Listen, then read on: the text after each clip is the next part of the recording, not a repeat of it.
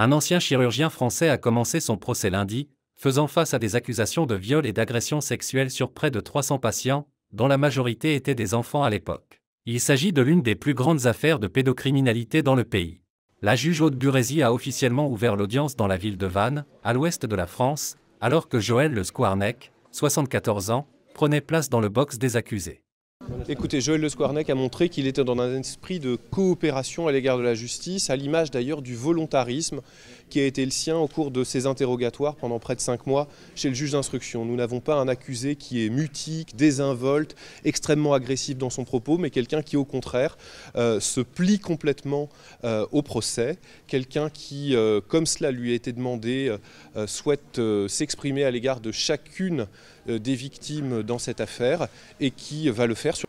L'ancien chirurgien purge déjà une peine de 15 ans de prison pour abus sur des enfants, dont 2 nièces, et risque jusqu'à 20 ans supplémentaires s'il est reconnu coupable dans cette affaire.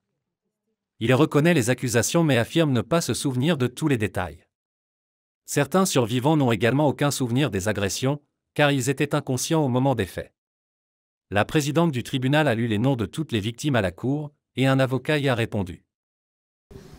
Ça participe à leur visibilisation. Et ça, c'était quelque chose d'important, d'une liste qui fait froid dans le dos par la longueur, mais où chaque identité a été rappelée. Et la liste était longue, et en tout cas, M. Le Squarnec a été particulièrement attentif à la longueur de cette liste. Et nous avions un visuel sur l'amphithéâtre. Aucun mouvement, c'était, je pense, quelque chose de très solennel. Un moment lourd, un moment long, mais un moment nécessaire. L'une des victimes, Amélie Levesque, âgée de 42 ans, a déclaré qu'elle attendait ce moment depuis longtemps, mais a également admis avoir peur d'affronter l'ancien médecin. Dans ses notes, le médecin se qualifiait de « grand pervers » et de « pédophile », ajoutant qu'il en était « très heureux ».